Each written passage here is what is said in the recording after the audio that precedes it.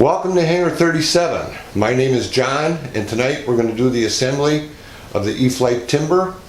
And in this case, I'm doing a little modification. I'm going to call it my Timber Wolf. I'm going to be using some decals to accent a Timber Wolf. You got that little itty bitty decal here, and I'll have a picture. That'll all come out at the end. One of the things I want to mention to you before you even get started, I moved some of these decals around. I wasn't real happy with it, but I tinted the windows with black tint film. I wiped everything down with rubbing alcohol to try and get the mold release agent off. I don't know what they used, but they're not sticking. I had to use packaging tape over it. And you can't tell, it looks pretty good. So we'll see how well that holds up. I also took the decals off of the side, and I reconfigured the decal on the wing. Hopefully you can see that. You'll see it better when I'm done with it. And then I took the decal off the floats and put it on here. It wasn't quite as distracting, I guess is the word I'm looking for. One of the other things I also did is the slats. I painted the slats black, just to give it a little definition. I think it just looks better. We'll get this put together, and I didn't get any paints for this. I had the black, and I'm going to keep it white for the most part, and decals. So I really didn't match up my paints on this one. There was really no need to match it up because it's going to be mostly the white foam. This is 6-minute epoxy.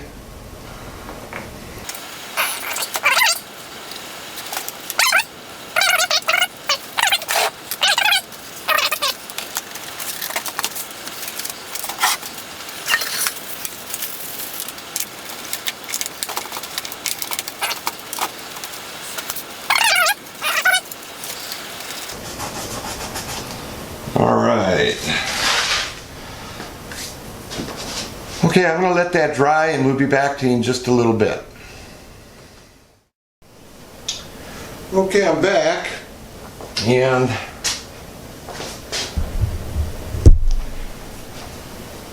got the wing put together. And I just want to show you, this is my Timber Wolf. Looks kind of cool, doesn't it? Compared to the original decals setup they had on here. So we're going to put that aside, and we're going to put the tail on.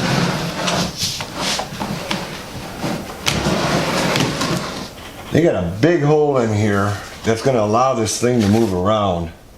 So I'm going to use a little contact cement on this. I'm just going to put a dab there and a dab there and a dab there.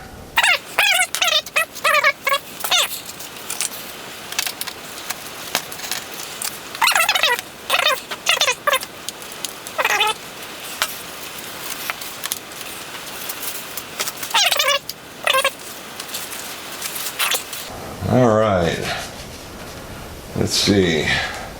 She looks pretty square. And as always, I've got a couple different sizes of Phillips heads available.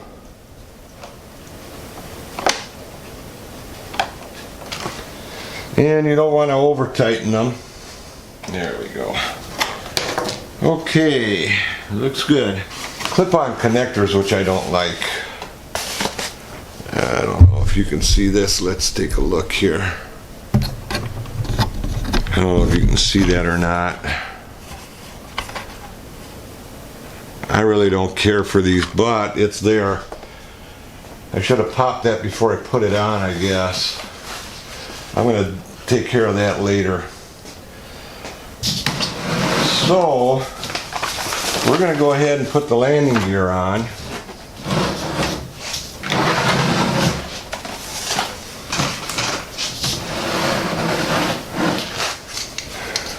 This little plastic piece you have to take apart. And a very small screw. Kind of pay attention how you're taking this apart too, because it's got to go back together the same way. So, let's get this sucker in here.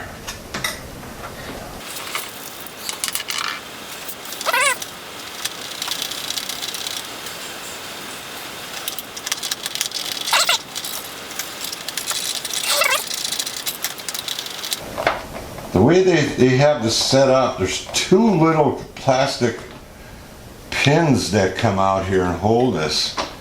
You hit a hard landing, I gotta imagine that's gonna break. Get this in here.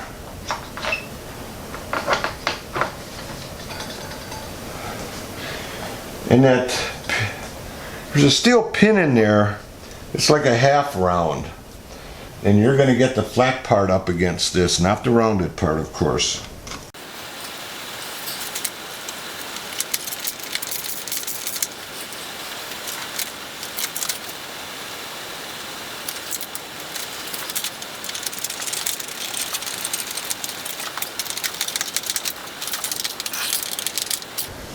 Okay.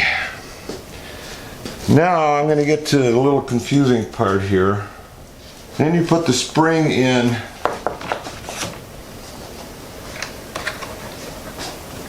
There's a little indentation there.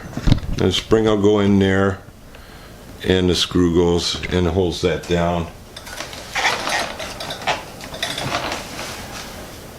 Alright, let's see if we can get this done. Well, that's kind of odd how they have this. It works nice though. Alright. Okay, I hope that holds. Looks kind of nice. Alright. Okay. We can get this out of the way for you. You can see how that goes together.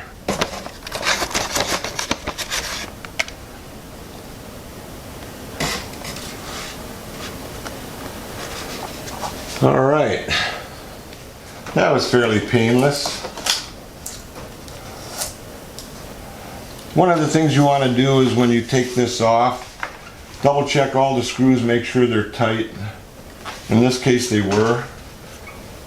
So we'll take a little break, I'll work on that electronics and I'll be back in a bit. Okay, I'm back and I got all the wiring in. I'm going to give you a quick shot at this before I put it together. As you can see, I nylon tied the bundle so that it goes in there nice and clean. I put a bind plug extension on here, which is right here, and it comes out the bottom. If you can see it right there. So if you got to rebind it, you will not have to take the wing apart. So I'm going to attach that wing. There's two nylon screws they give you for that. We'll see how that plays out. All right.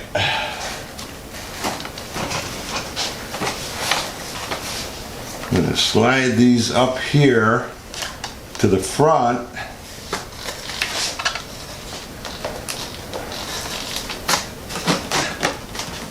Yeah, they went in there real nice. So, I will screw these down. I'm not going to glue it, and I may regret that later.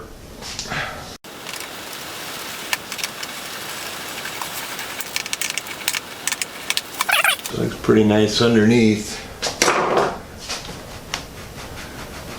Yeah, I see that.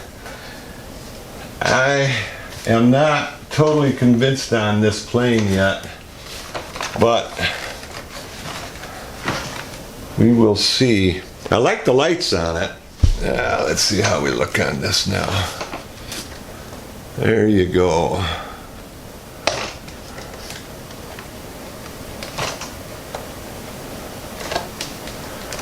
All right. My timber wolf. Okay, everything is working on it. Let's see if I can get you a little better shot here.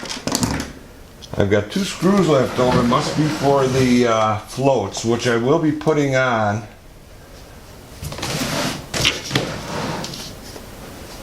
Let's see if we can get you a shot at these flaps. Take off flaps.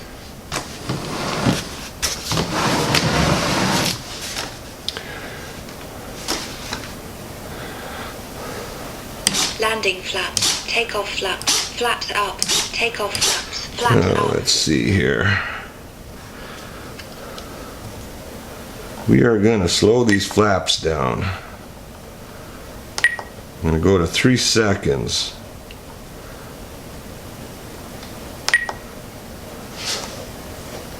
Take off flaps. There, how's that, huh? Landing flaps. By the way, I'm using a DX9. Take off flaps. Flaps up.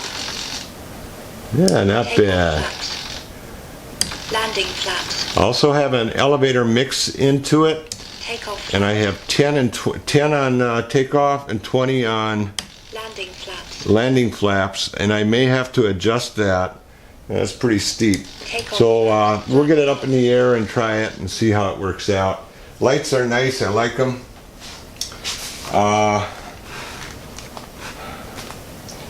Once I get the rest of the decals on, I think she'll look pretty good. I just didn't care for the original decal schemes they had on here. Looked real busy for this plane. It's kind of a modern design on there, so being a timber, you think they'd have a nice timber across here instead of this little decal. The decal I'm going to put on here, I think, is a wolf like that. I don't know if you can see that or not. Let's take a look. Yeah, that'll be on there. That's a die cut decal. So that's my timber wolf. All right. Okay, that's pretty much it for now. Once I get the rest of the decals on, I'll balance the prop and do a little taxi test on my drive tomorrow. And I'll wait for those decals to do a final review on here. So we're going to take a little break, and I'll see you in a bit.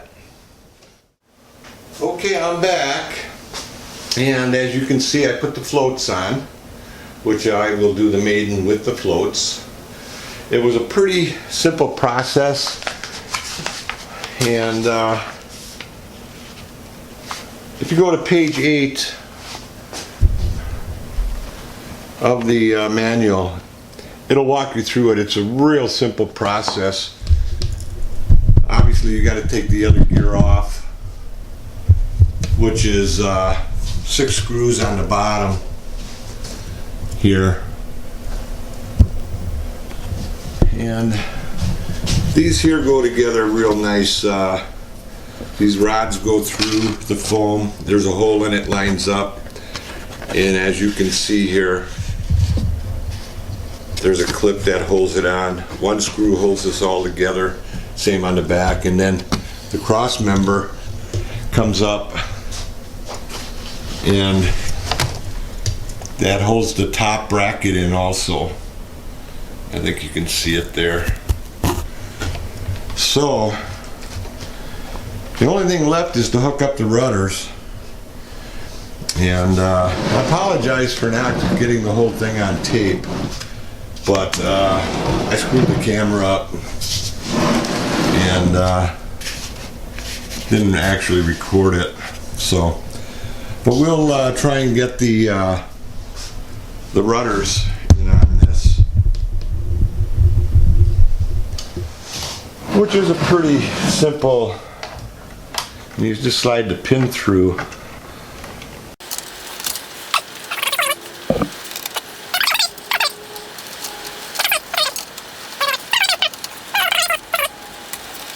And you got to kind of feel your way.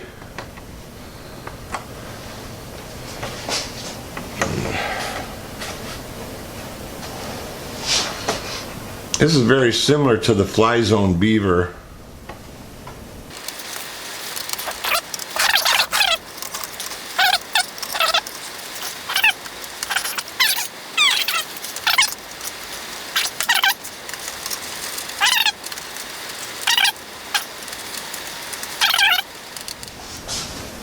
And take the camera off again and kind of just show you here.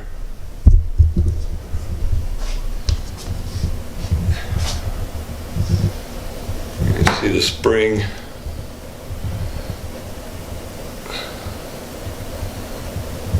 There you go.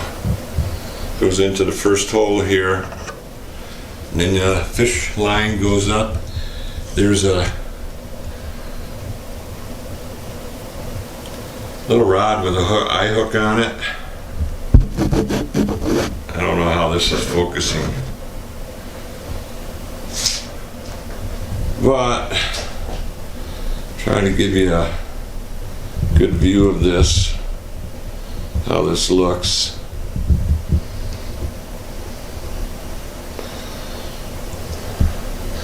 And that goes down to that one there.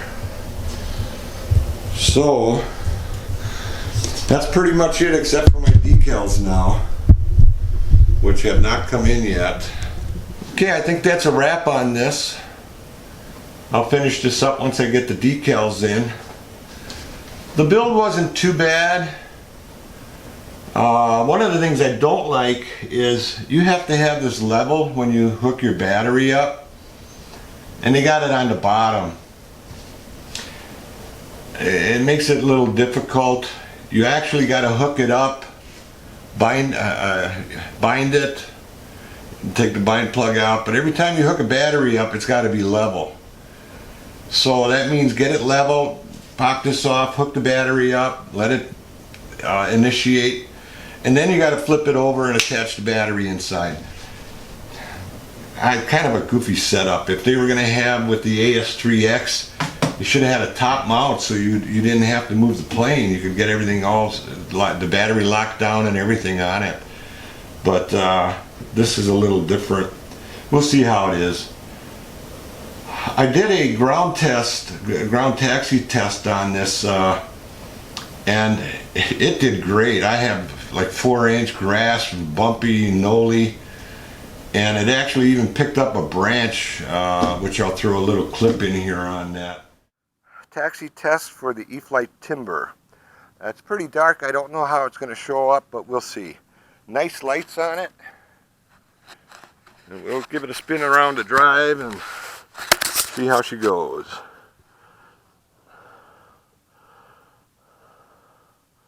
Motors armed.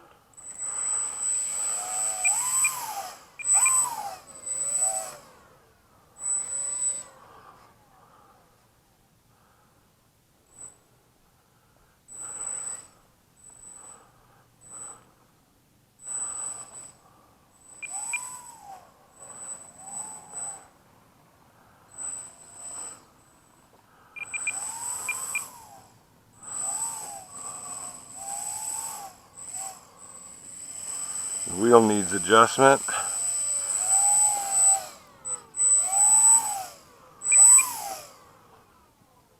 I got it on high rates.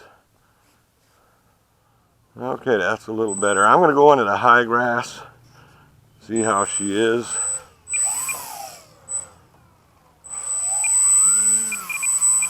This is really high, tough grass.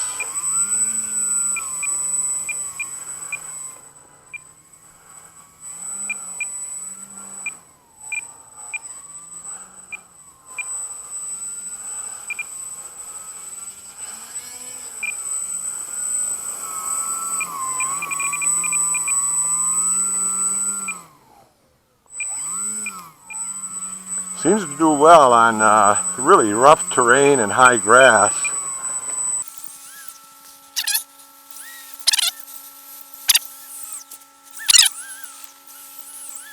I don't dare put those flaps on, it'll take off on me and I got no place to fly here.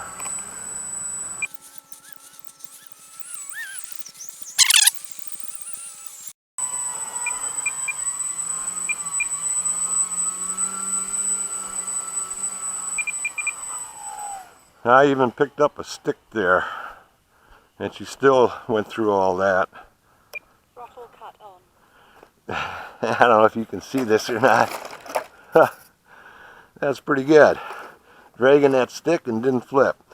That says a little bit about it. All right. I'll take one more trip down the drive and we'll call it a day or a night.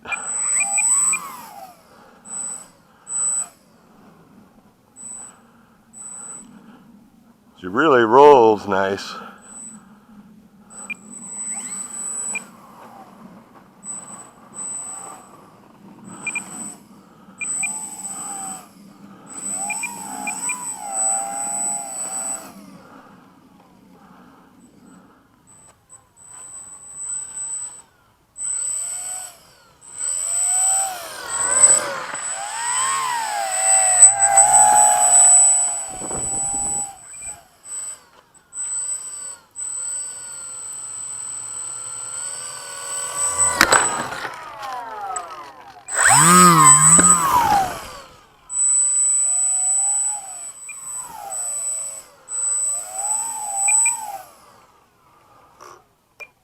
Cut on.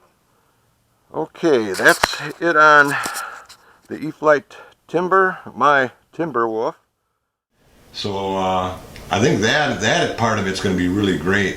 I've flown off the water quite a few times, and I think this will be a great water plane, especially with the flaps. So watch for the maiden on that.